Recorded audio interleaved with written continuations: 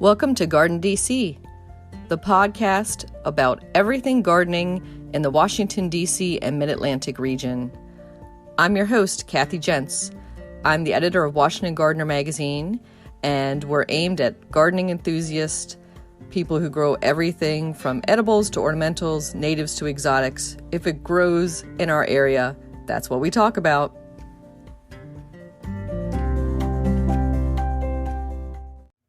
Welcome to episode 171 of the GardenDC podcast. In this episode, we chat with Marta McDowell, author of Gardening Can Be Murder and DuPont Gardens of the Brandywine Valley. The plant profile is on Blue Mist Shrub, and we share what's going on in the garden, as well as some upcoming local gardening events in the What's New segment. We close out with the last word on Fun with Pumpkins by Christy Page at the Food Gardening Network. This episode, we're joined by Marta McDowell, garden writer and speaker, and she's going to be talking to us all about her new books, and I say books plural. Welcome, Marta. Thanks, Kathy. So you have been a busy garden writer, and you have two books out, one on the DuPont gardens and one on gardening can be murder, or mystery writers and the use of the garden. But before we dive into all of that, we like to ask our guests on the GardenDC podcast, were they born with chlorophyll in their vein and a green thumb? No, I think in my case, the gardener was made, not born, unless it skipped a generation, Kathy, because my parents, I think, did a lot of weeding when they were children. My father grew up on a farm. My mother's father had a huge vegetable garden out in the country. And I think they just pulled too many weeds. So they kept the yard tidy, and that was about it. But I started gardening when I first had a little bit of earth of my own. So I was in my 20s, and I basically memorized the White Flower Farm catalog at the time, which was in the 90s, and bought a lot of plants, killed a lot of plants, and, just learned to love plants. And I've been gardening ever since. Mm-hmm. I think White Flower Farm was my first garden catalog, too, now that you mention it, Marta. It had a ton of horticultural information, how to pronounce the botanical names, beautiful pictures back in the day when you couldn't point your smartphone at a plant and press the information button. Mm-hmm. I think twinning with that was Wayside Gardens for me. Okay, yes, absolutely. That was another one of my frequently dipped into. And I guess it was the Daffodil Mart at the time. Now Brent and Becky's bulbs, those were really my go-to places. And, I still have plants from all of those places, even though I have moved several times. The plants have moved with me. Wonderful. And so was your career ambition in the writing field?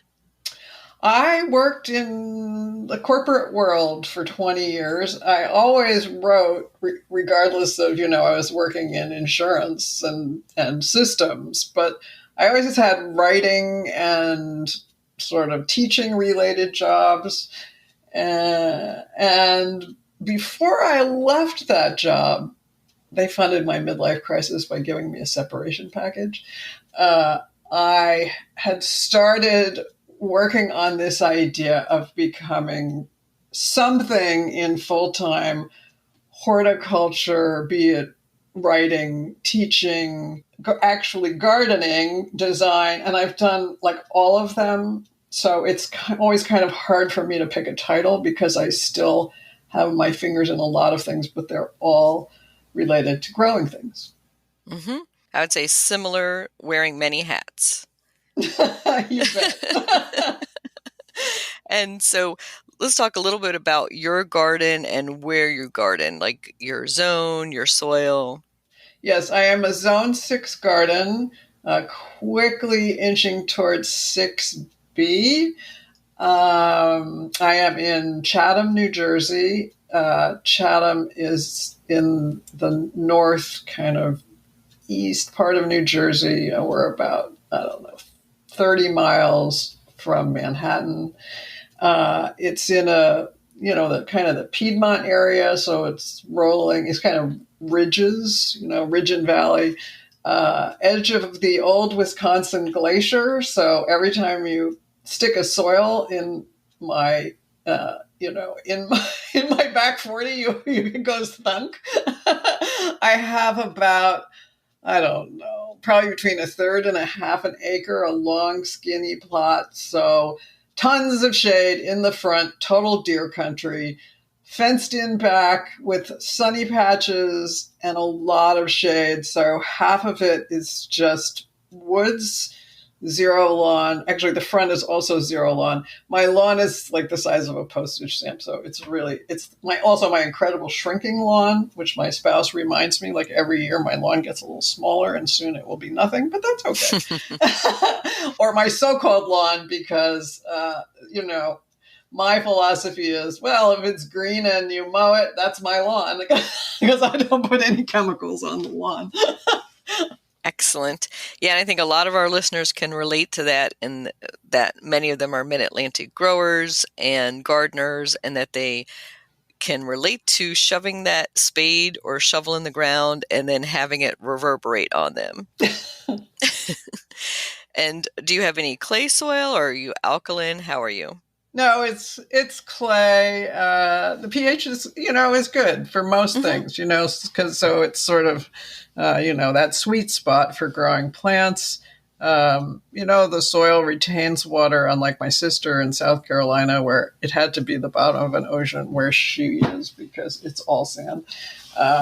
Well, you get that on the edge of glaciers too. But anyway, her soil is entirely different from mine, which was a real shocker when I went down there to help her with her plantings.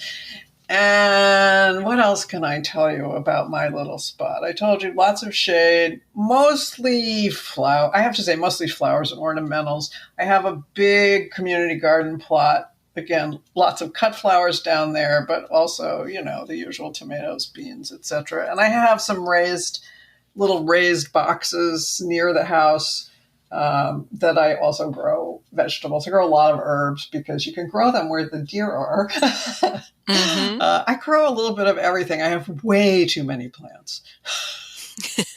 But what is enough when it comes to plants? Exactly. Definitely, I think many of us can relate to that.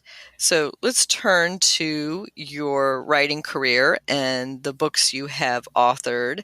So a lot of the books you've written have been about other authors and their gardens. So one on Beatrice Potter. And can you tell me a little bit about how you gravitated to those topics? Sure. So entirely accidental, except for the fact that, gardening and reading are kind of neck and neck for the things I really, really love to do. And I was an American Studies major in college, which was the best major ever, because, basically you could take anything if it had the word American in the title, except maybe not. I don't know about forgetting a job. For that, I took some computer science. But I had so much fun. It's a ton of writing and a ton of reading. But they're all things I'm interested in. So, here I am in this corporate career. I'm on a business trip visiting insurance agencies in Massachusetts. So, you can imagine that. And I had a spare afternoon with nothing scheduled, so I picked up a brochure in a rest area and saw Emily Dickinson Homestead, was what it was called at the time. And so I drove to Amherst. I got on the last tour of the day. Actually, it was only me, so I had, an individual tour. And I found out that she, in addition to being a poet, was a gardener. And it opened a door that I have never shut, right? So here I am, working 60-hour weeks and starting to research Emily Dickinson and her gardening interests. So that kind of really changed, I would say Emily Dickinson changed my life because it gave me a way to think about these two things that I really loved, gardening and reading, in a different way. And, from then on, I was always sort of on the lookout, right? If any of your listeners have any ideas, send them along. I'm always looking for writers who garden. And so from then on, most of my subjects, kind of bumped into me in different ways. And I've pretty much stayed on that track, with the exception of all the President's Gardens, which came about in a different way. I don't know, different story, but that's how it happened. And so it was really serendipity, and aren't so many things in life serendipity. Mm-hmm. But it's great that you were able to combine those two passions of reading and gardening and, research together.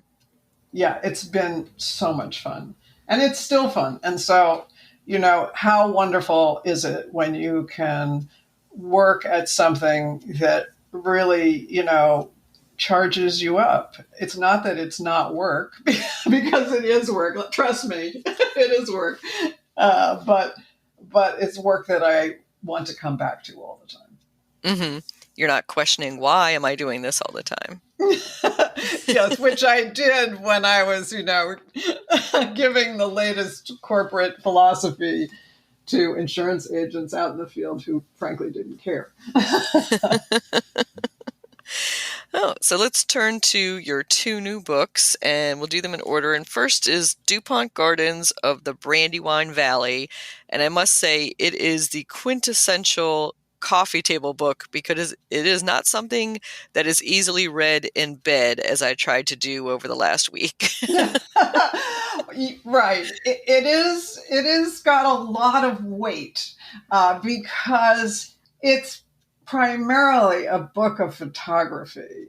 So Larry Letterman is a photographer, a very interesting person.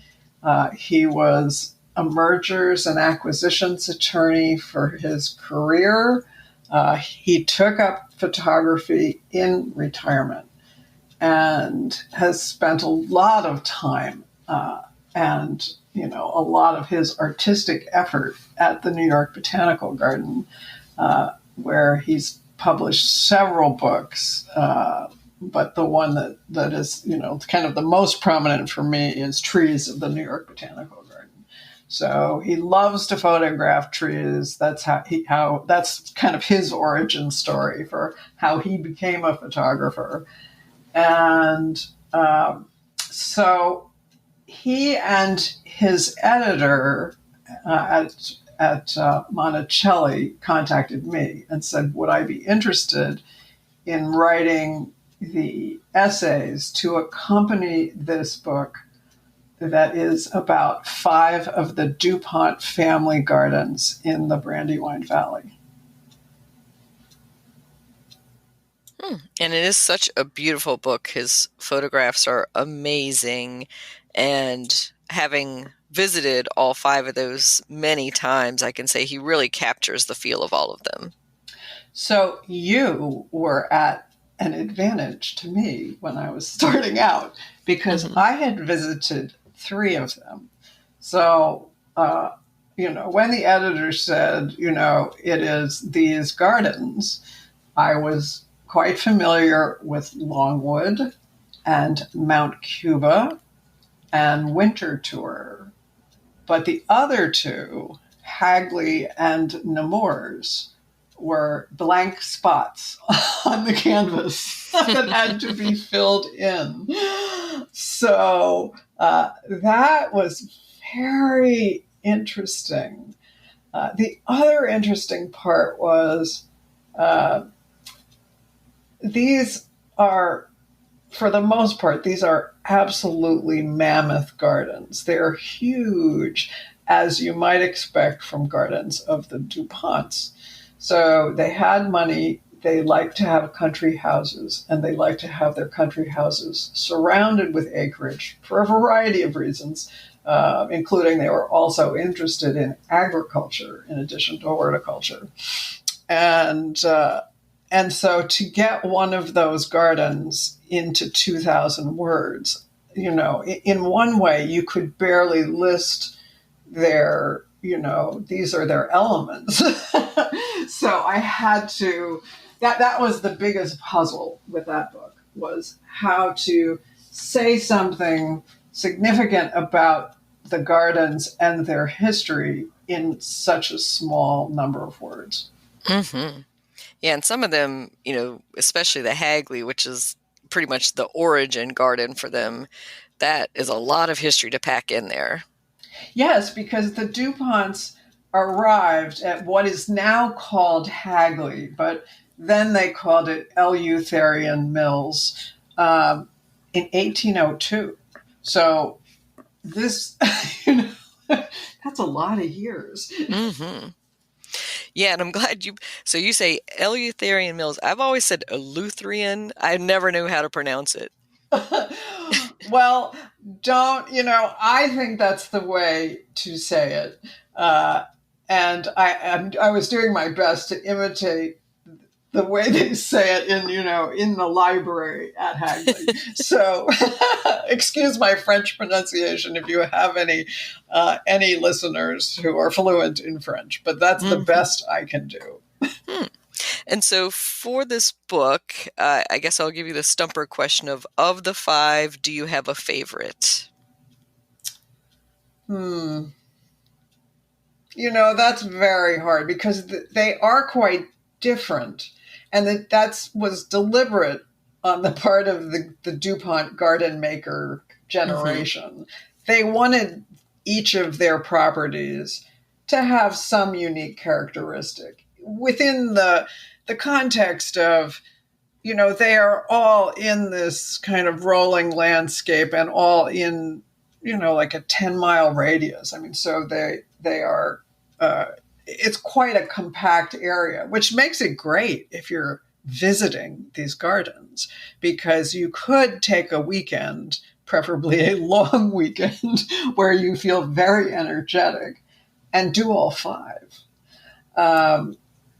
So do I have a favorite? That's all. People always ask me that with my books too.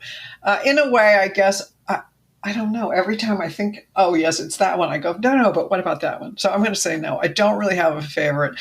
Mount Cuba is very close to my heart because I saw it before it was open to the public. So it was still actually a family garden. And I'm so enamored of the work they do there in terms of research on, native plants and plant testing for varieties that will grow for the home gardener. And also their displays are absolutely breathtaking.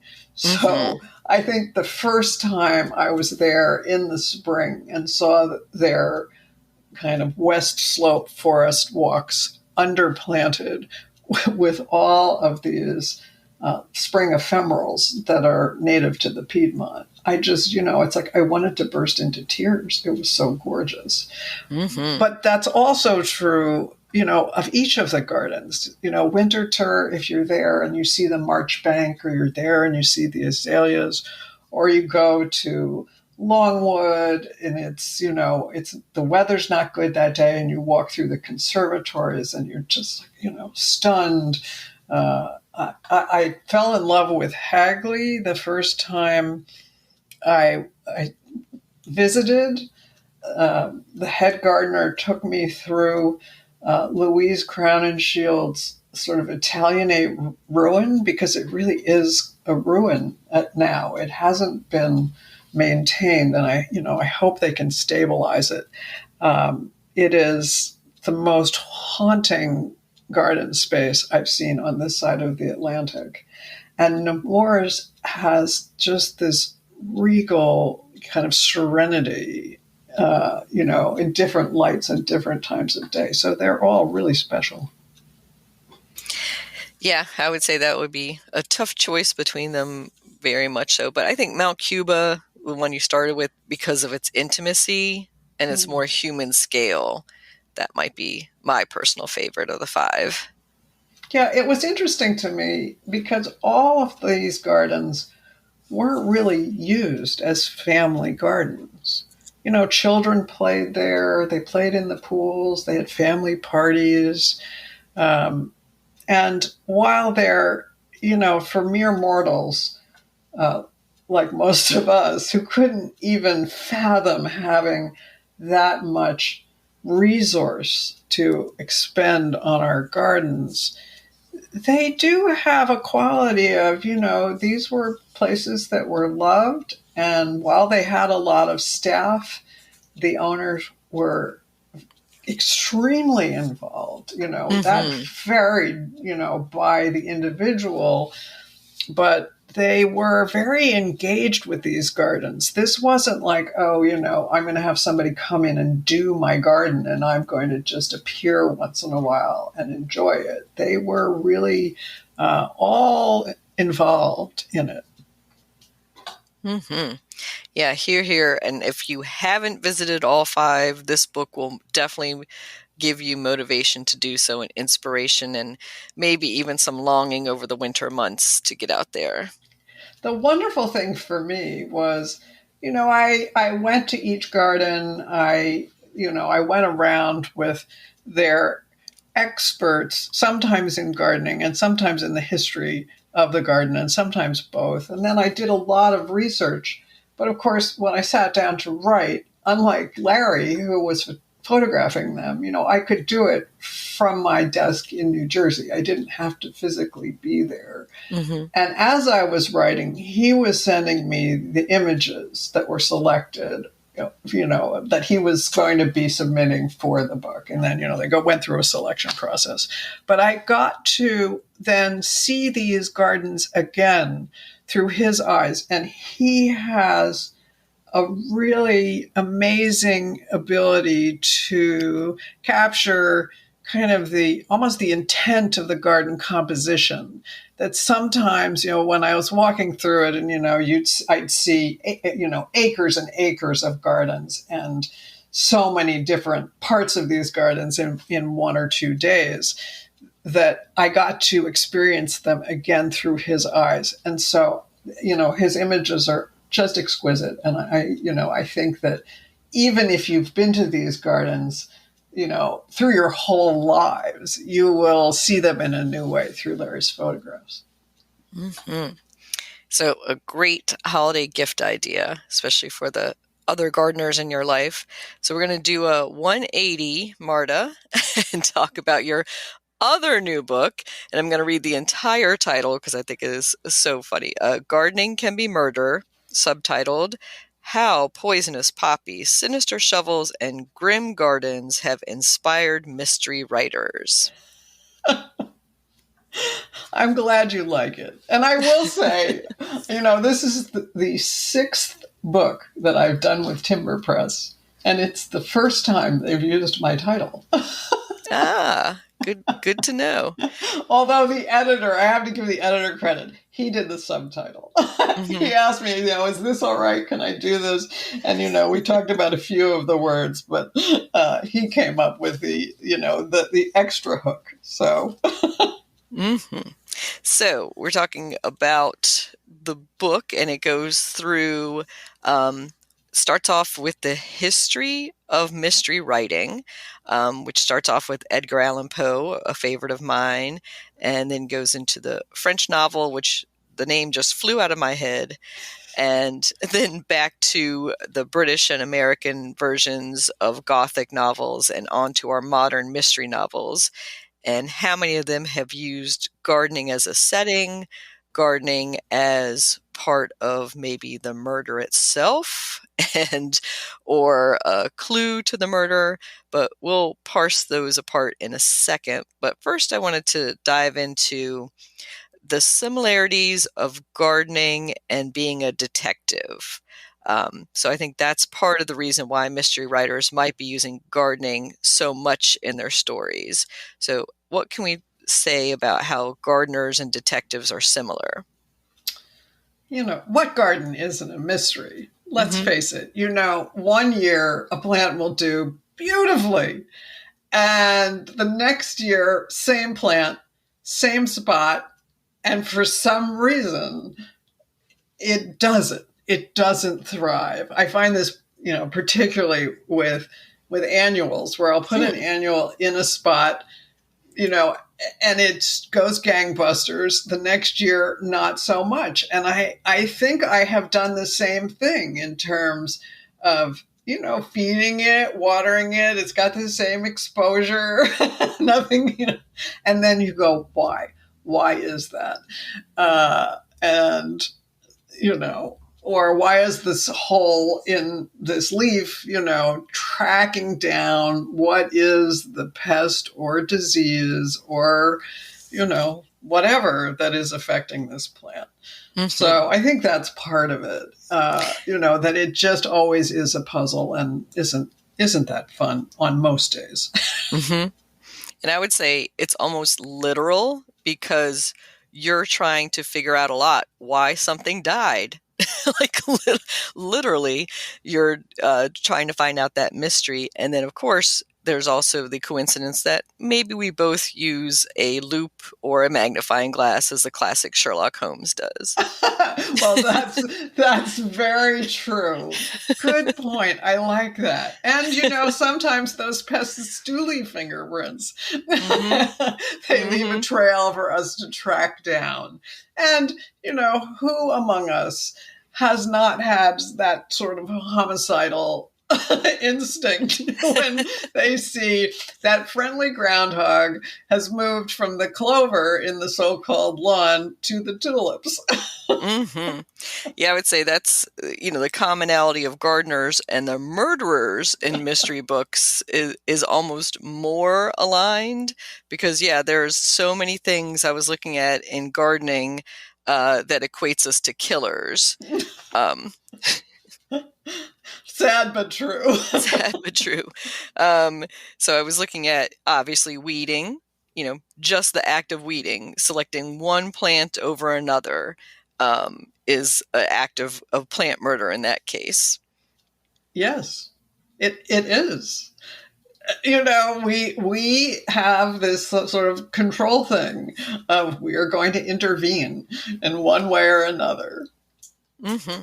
And then I was making a little short list of ways of violence in the garden. So deadheading, that's, right there on the nose. Thinning seedlings. So, such a nice little way of saying, I'm going to kill all the little babies that I don't need.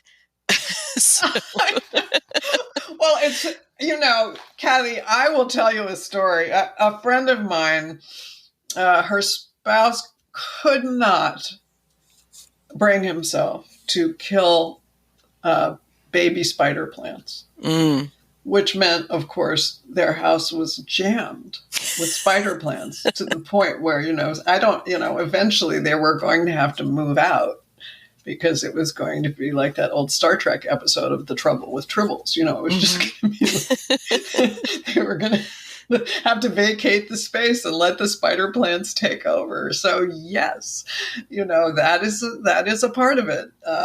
Even though now, in my circle, there are, Facebook plant swap groups where you can say, I just dug this out of my garden and it's in a bucket on my driveway if you want, to try not to kill them.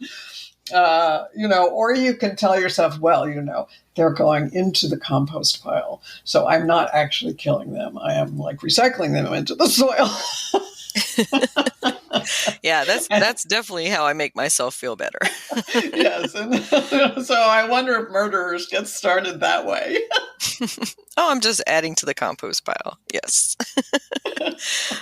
And then I was jotting down overly aggressive pruning and cleaning out a bed. And I think those are ways for people to get out their aggression sometimes and almost therapy where it doesn't have to be an actual homicide, say if you get in a fight with a partner or spouse.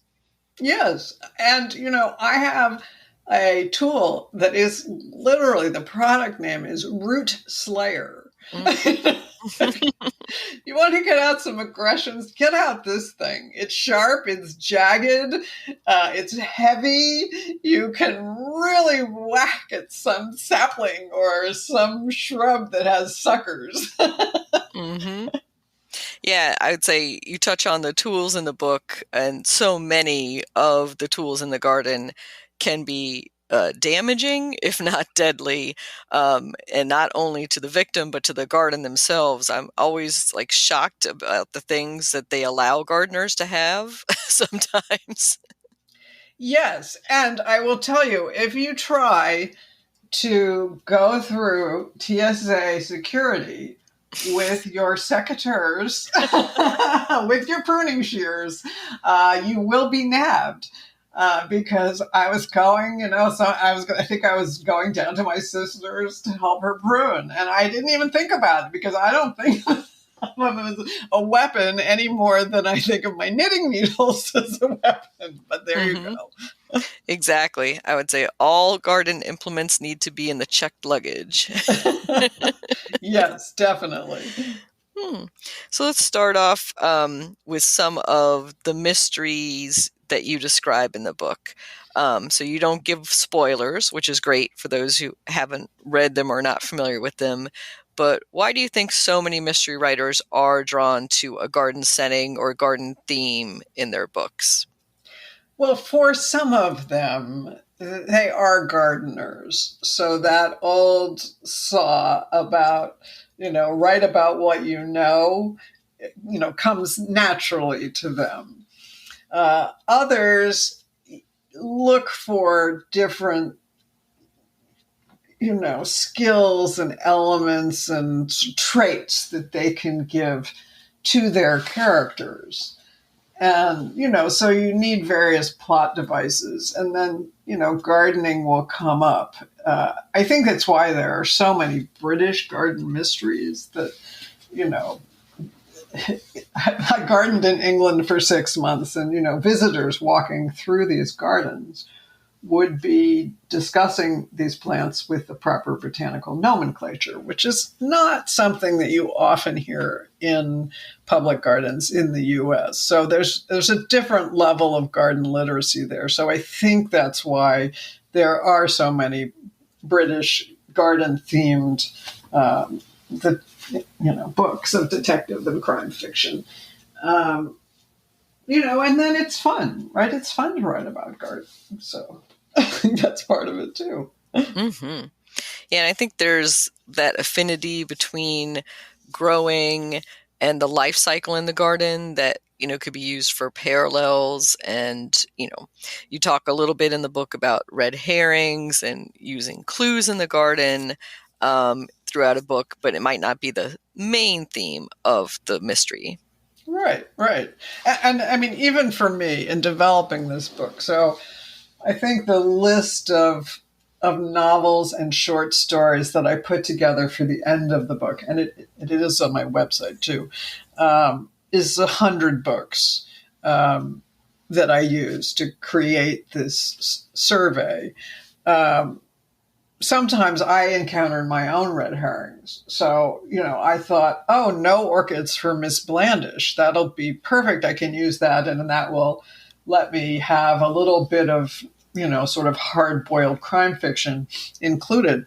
But the funny thing was there are no orchids in the book, no orchids for Miss Blandish other than on the title page and the cover. So, oops. Same with Black Dahlia. It's like, okay, well, this is like, geez. So that was a red herring. There's one I'm reading now called Down the Garden Path, which is kind of a vintage mystery, a British mystery. But again, other than there are characters named Primrose and Hyacinth, I don't think that there is really a garden in this book. So we'll see if that gets added to my online list or not. I don't want to call it false advertising, but Yeah, and then there's always the occasional person named Garden or Mr. Gardener, which has nothing to do with gardening. Yes. I think my favorite section of your book is the chapter on clues in the garden and how mystery writers use, either a plant part or something that they can say, this grows only in South America in this one little country, so it has to be so-and-so. That's almost like modern detective work. I think about the Smithsonian labs being sent in a sample of mud from somebody's shoe and it identifying them to a specific place. But what I really loved about the clue chapter is the acknowledgement of plant blindness. And so that allows the mystery writer to sneak in clues because of the pervasive plant blindness in our society. Yes. In fact, I was looking at a bookshelf full of gardening books in a bookstore. Was it just yesterday? It was the day before yesterday. I was in Missouri, so my head is still spinning. And there is a new book that I've added to my to-be read list called In Defense of Plants. And, it's kind of that same thing of people don't always notice them, right? They're all around them. They're surrounded by this curtain of green. But it's just a backdrop as opposed to individual living things. And so that does, the mystery writer has got to plant clues. And if you're going to do it well, you don't want the reader to be able to guess, at least not to guess easily. Because I know, at least as a reader, if I'm reading a piece of crime fiction or watching an adaptation on television, or an original screenplay, if I guess it, I feel cheated. It's like, well, that's not the way it's supposed to work. I'm supposed to be surprised. And so, plant blindness, which is something that all garden lovers try to combat, is something that really does help the crime writer. Mm-hmm. I love your phrase of planting clues. Yeah,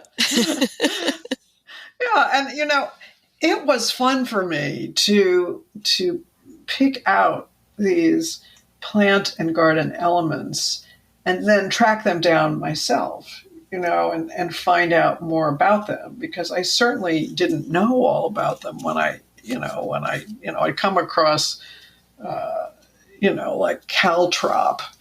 And it's a plant that occurs in the desert. And so Tony Hillerman used it in one of his novels. And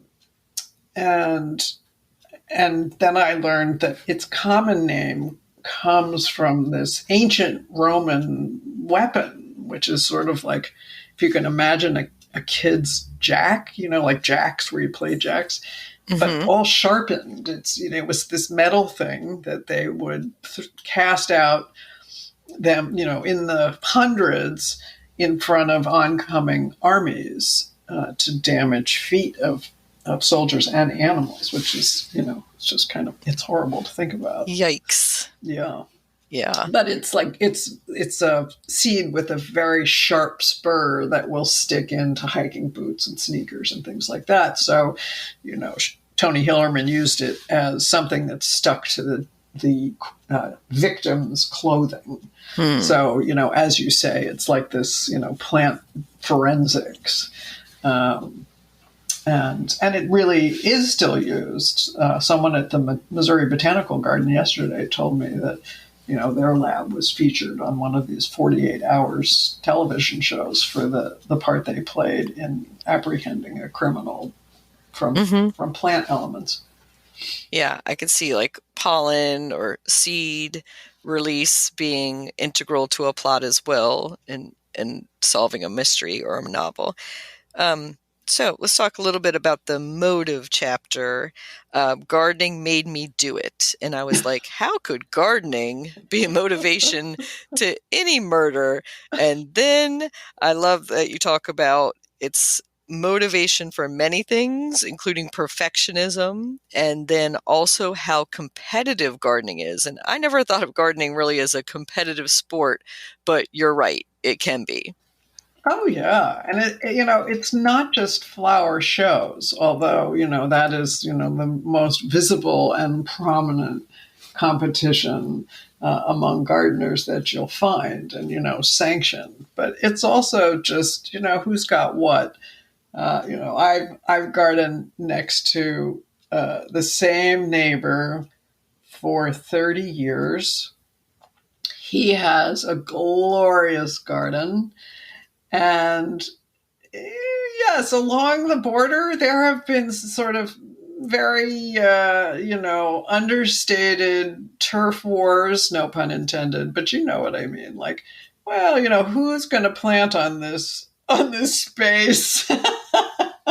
I always say, gardeners have this territorial imperative, right, where you want to take over more space. Mm-hmm. Mm-hmm. And, these trees are getting a little big. He's got this Japanese umbrella pine, this serendipity, that was this cute little thing when he planted it. And now it's, it's really big and it's shading out my roses. And yet, they're good neighbors. And so I don't complain. But once in a while, I'll snip his back surreptitiously. Don't tell him. And I'm sure he does the same on the other side. So I think we're quite even. His garden is always much tidier than mine. Yeah, I would say the battle for sunlight, that could be motivation right there. Yes, I totally agree.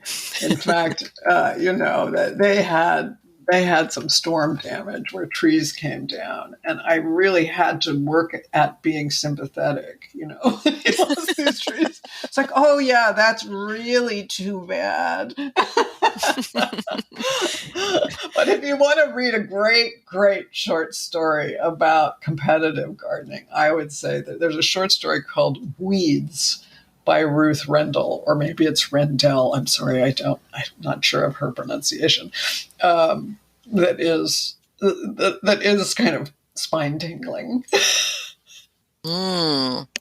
I'm just going to read between the lines there of who those weeds could be. Well, the quote that I pulled out from that short story to head off that little section is, "The neatness of the gardens was almost oppressive." Yeah. And it was like a garden open day. And I don't, if any of your listeners have ever hosted a garden tour, that it is, it's super stressful. Mm-hmm. So, one can imagine a murder happening.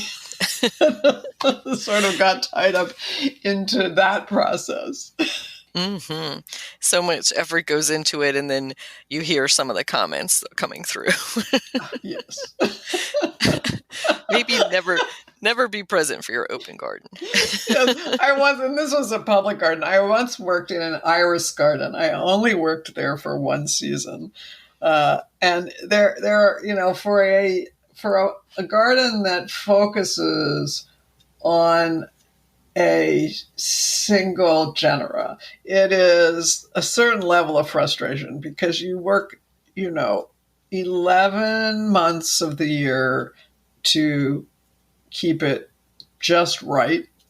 And then the 12th month is total chaos because everybody wants to come see the irises around Memorial Day because it's glorious. And I remember, working out there with, then there's tremendous deadheading during that 1 month. And I'm deadheading and I hear someone go, "These are really pretty gladiolas." And I wanted to go, okay, I quit. That's it. Hopefully you didn't have a scythe in your hand at that time.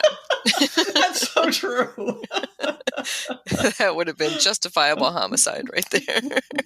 Yeah, someone asked me, was my husband worried when I was writing this book?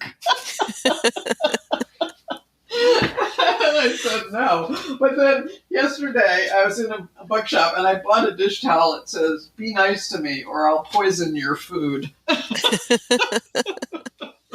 Yeah, I would think you might be the number one suspect as the author of the Gardening Can Be Murder book. So, Marta, you need to keep your nose clean and fly straight and right. You bet. You bet. Don't leave my fingerprints around anywhere, at least. At least. So let's turn to, I think, what our listeners will be fascinated by the most is the deadly plants section, and some of those favorite deadly plants of authors. And I would say monkshood is probably that top one because it is a scary, scary plant to me. It is. And I'm always amazed. Every year, in around September, I'll start to see them in bloom at the garden centers on display with no warning label, like, don't plant this near your vegetable garden. Or, if your partner does not know what a parsnip looks like, make sure that you don't plant this anywhere near where the parsnips are growing. Because it's super toxic. And, well. I mean, we do have lots of plants. I mean, there's one right behind me here in my workspace that is it's an indoor plant for this zone, but it's a Euphorbia tirucale. It's a pencil plant. And, this variety has been selected for very colorful stems. And so it's called Sticks on Fire. And, it's toxic, I don't know. Among the euphorbias, some are more toxic than others. But they all, have a sting if you get a lot of sap on you. And, you worry about pets or small children around them, too. Oh, yeah. A friend of mine was cat sitting for her daughter, and the cat started eating her Dieffenbachia and got really ill. So, you just, have to be careful. But yes, they've been really popular in crime fiction. I think also because some of the great early crime writers like Agatha Christie and Dorothy L. Sayers, they had worked in pharmacies, and so they knew a lot about poisons. And so they got employed a lot for that, not who done it, but how done it. Interesting. Yeah, and I was shocked at the inclusion of rhubarb because, obviously we all have had rhubarb pie and eaten rhubarb, but that the foliage is so toxic. Yes. So I think it would have to be in a very high concentration. So, that was worked through in the plot. And it was interesting because I got to the author of that book because I had gotten in touch with Amy Stewart, who I know a little bit. And she, in addition to writing so many wonderful books that are connected with plants, so she wrote Flower Confidential and Wicked Plants, and then she wrote a book called Wicked Bugs, and then she wrote a book called The Drunken Botanist. I mean, she's an absolute genius for coming up with great ideas. She turned her talents to writing crime fiction and wrote a series that her protagonist is a historical figure who was the first female, I think, deputy or sheriff in New Jersey. And so really interesting. She's written quite a few of them. And so I just took a shortcut and sent her an email and said, do any of your cop sisters' mysteries feature plants or gardening, thinking, well, she knows a lot about plants, so she would be a natural. And she said, no, but you should contact Naomi Hirahara. And she's written some really interesting garden mysteries. So Naomi, one of her series, she's written a lot of different things. She's a journalist and a historian, but one of her mystery series, her protagonist is based on the life of her father, who was a first generation Japanese American, and as a adolescent was sent back to Japan for kind of a traditional education, got stuck in Japan because of the Second World War, survived the bombing at Hiroshima, came back to America. And, just as he's coming back to America as an adult, can't get work like his friends and family because they're all coming out of the American internment camps. Mm. And so in Southern California, one job that Japanese Americans could get was being landscape gardeners. So that's what he did. That's what her brother did for a living. And so she bases the character of Mas Arai, her sleuth, on her father. And so the sleuth is a landscape gardener, and there are a lot of plant elements in it. So one of the books does feature rhubarb. I asked her if she ate rhubarb, and she said, no, I don't like it. I love rhubarb. I have a lot of it growing right in the middle of my flower garden because I think it's also a very ornamental plant. And I like a plant that, not only is it ornamental, but I can eat it. So I really like it in the garden. Excellent. Yeah, that's a series I'm definitely going to have to check out. And I noticed you also note in the book, aside from the many famous poisonous plants that do exist commonly in a lot of our gardens, that some mystery writers include fictional plants. And why do you think that is? I think sometimes it is a way to get around fact checking. That's what I thought you were going to say. Right. So, if you're not a botanist, then you can kind of get lost in the technicalities of, how much, Nux vomica, aka strychnine, would someone have to ingest to blah, blah, blah. And so it just eliminates that. Like for me, I was worried about the chapter on, pick your poison plant because I'm not a botanist. I'm not a scientist. Luckily, one of my cousins is a toxicologist.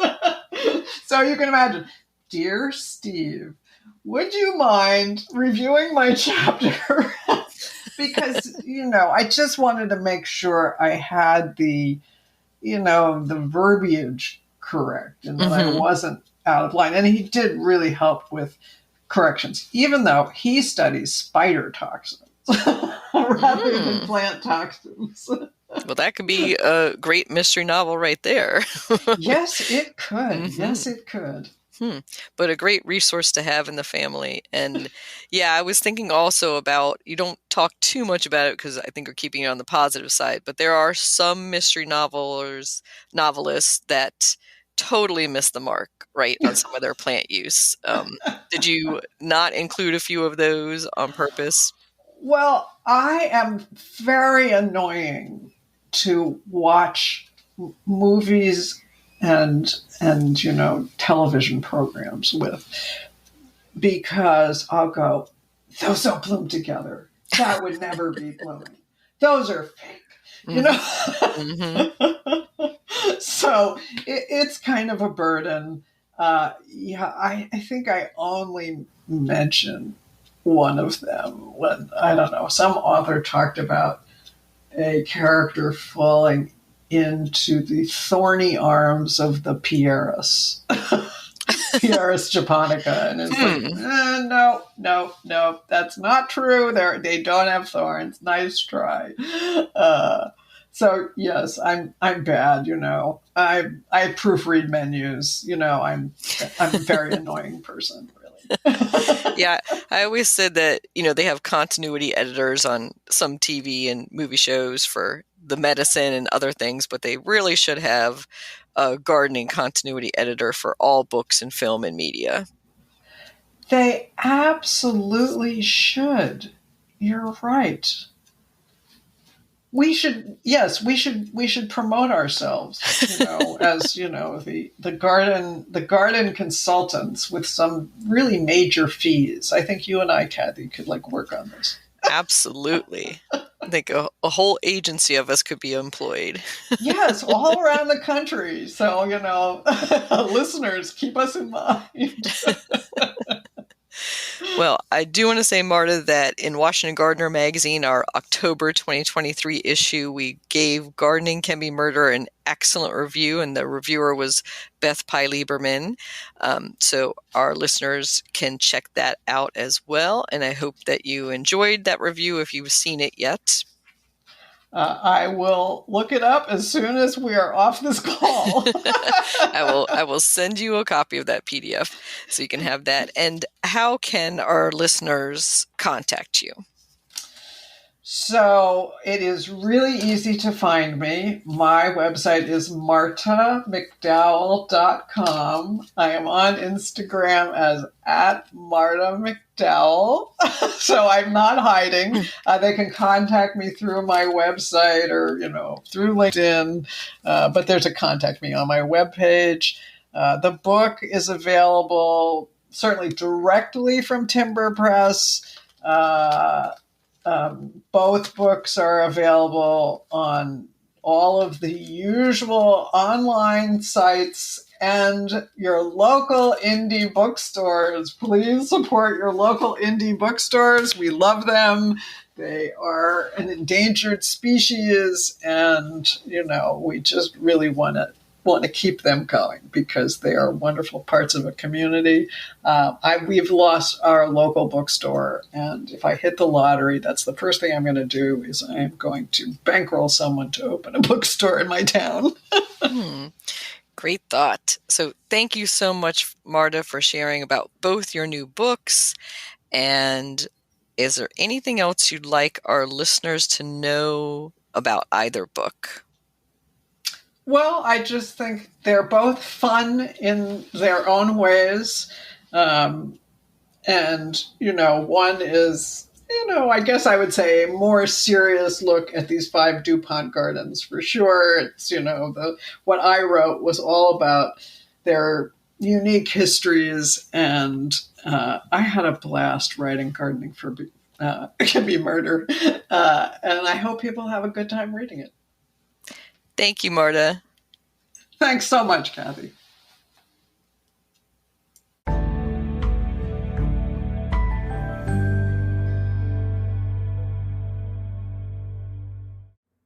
Caryopteris plant profile.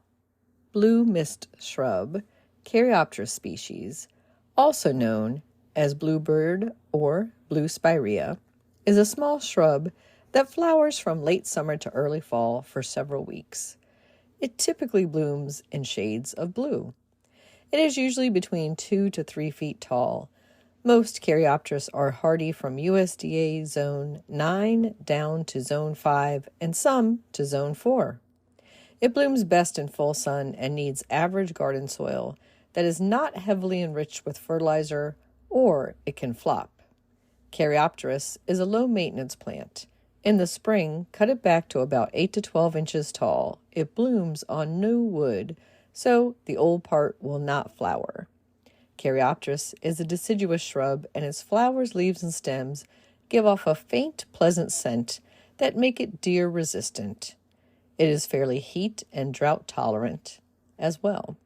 It has no major pest or diseases. Best of all, pollinators love it as much as you do. The tried and true cultivars are Dark Night with deep blue flowers and Longwood Blue, which has sky blue flowers. There are newer compact cultivars such as Petite Blue and First Choice. There are also forms with yellow or chartreuse foliage such as Sunshine Blue, Worcester Gold, and Almost Gold. Caryopteris, you can grow that.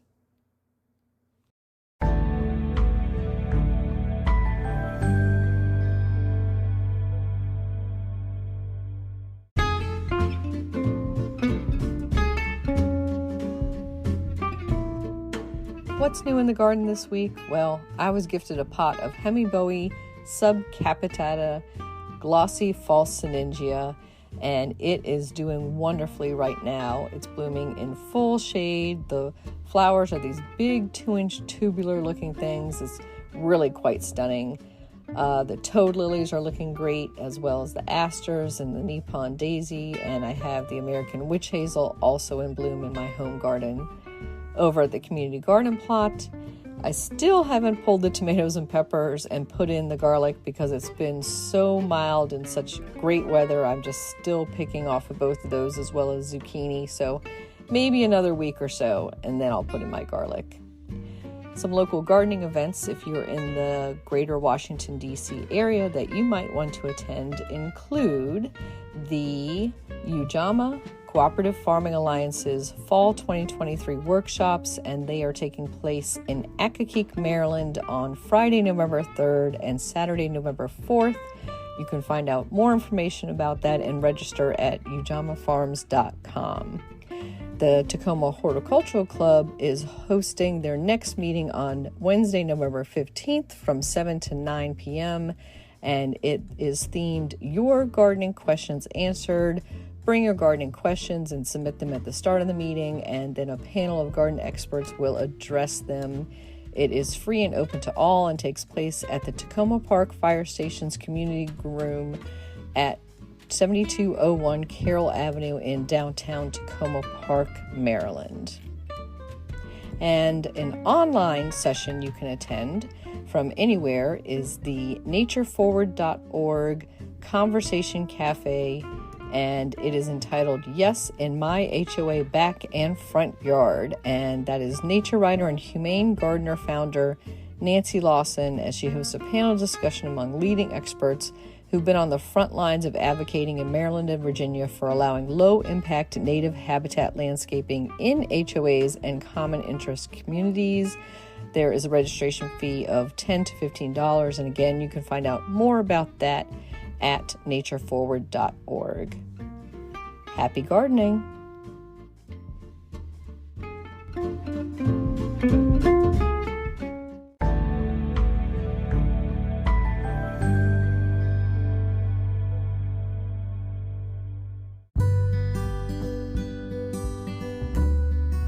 Well, hey there, garden lovers. This is Ray Eaton, founder of Discover Garden Tours. I'm here to invite you all to join us next April and experience the beauty of Dutch gardening and horticulture on our Discover the Netherlands tour. Please join us and speaker, author, and social media influencer Kathy Jentz for this once-in-a-lifetime garden adventure. We'll visit private and public gardens, flower shows and auctions, and much, much more. Highlights include the Keukenhof Gardens, Hortus Botanicus Leiden, and the Flora Holland Flower Auction. The tour dates are from April 16th through April 25th, 2024. Full details and registration are available on our website at discoverourtours.com. Remember, space is limited, so if you don't want to miss out, I would highly recommend signing up today. We look forward to seeing you in the Netherlands and sharing this unforgettable journey together.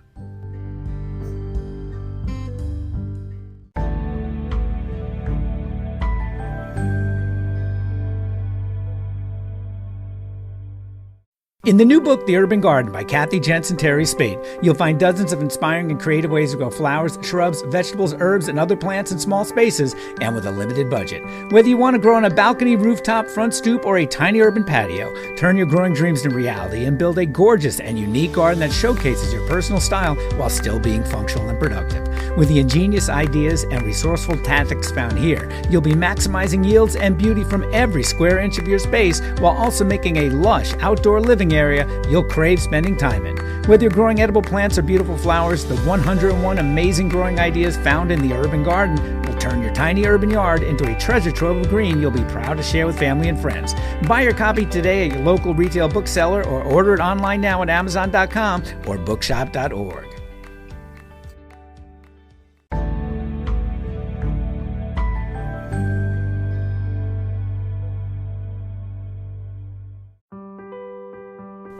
Get low-maintenance alternatives to lawns with the new book Ground Cover Revolution by Kathy Jentz.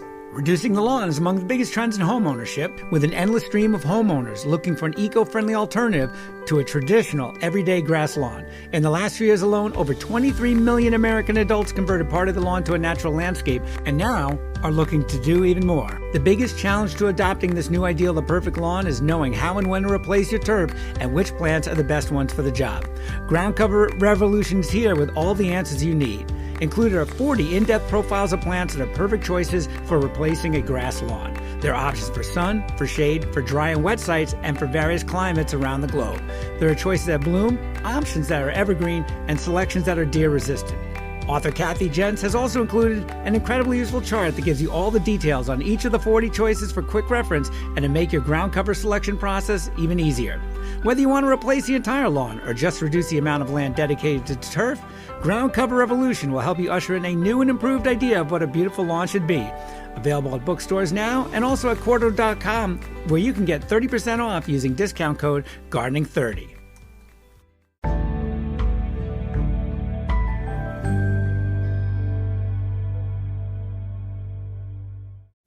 This is the last word on Fun with Pumpkins by Christy Page at the Food Gardening Network. It is officially fall. Oh, how I love this time of year. I love the crisp air, brisk mornings, and crunch of frost beneath my feet. The afternoons bring sunshine, a hint of warmth in the air, and the sounds of kids coming home from school. There's so much color everywhere. We still see the lingering green in the grass. Trees are alive with various jeweled tones before they drop their leaves for the winter. Along the ground, you can see patches of orange. It is pumpkin season. Pumpkins are such a versatile plant. How many other vegetables can you use for cooking, baking, snacking, and decorating? It seems like once the frost is on the ground, I start seeing pumpkins everywhere.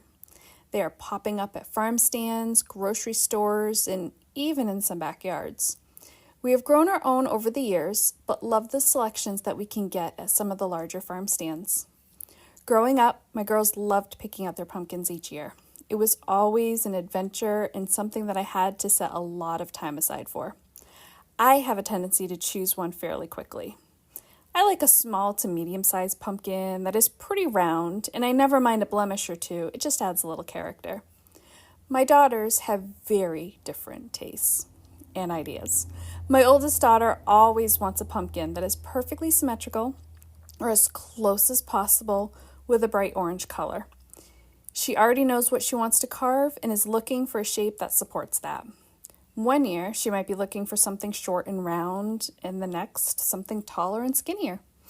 My youngest daughter wants the biggest one she can find. She'll look at it, lift it, reject a lot of them before she finally decides. She may have an idea of what she wants to carve before choosing, but it almost always changes once she starts. One thing that we can all agree on is the process. We make sure that it is night where we don't have to rush out for anything else. We line the table with newspapers and get to work.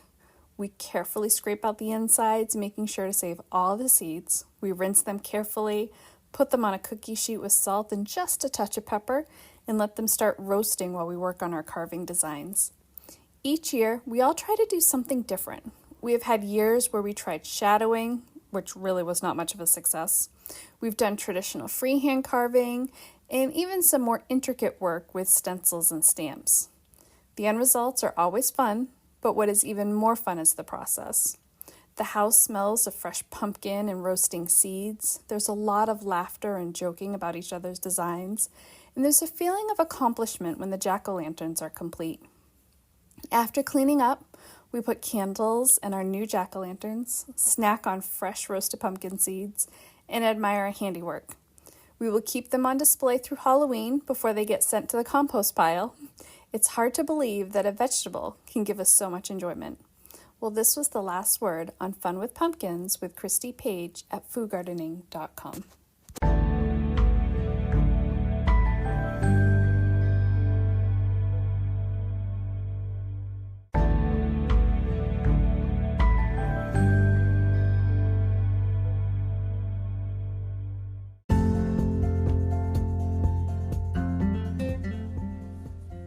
Thank you for listening to GardenDC. You can become a listener supporter for as little as 99 cents a month by going to anchor.fm/GardenDC/support. Another way to support this podcast is to subscribe to our monthly digital publication, Washington Gardener Magazine. To do so, go to washingtongardener.com. Thank you.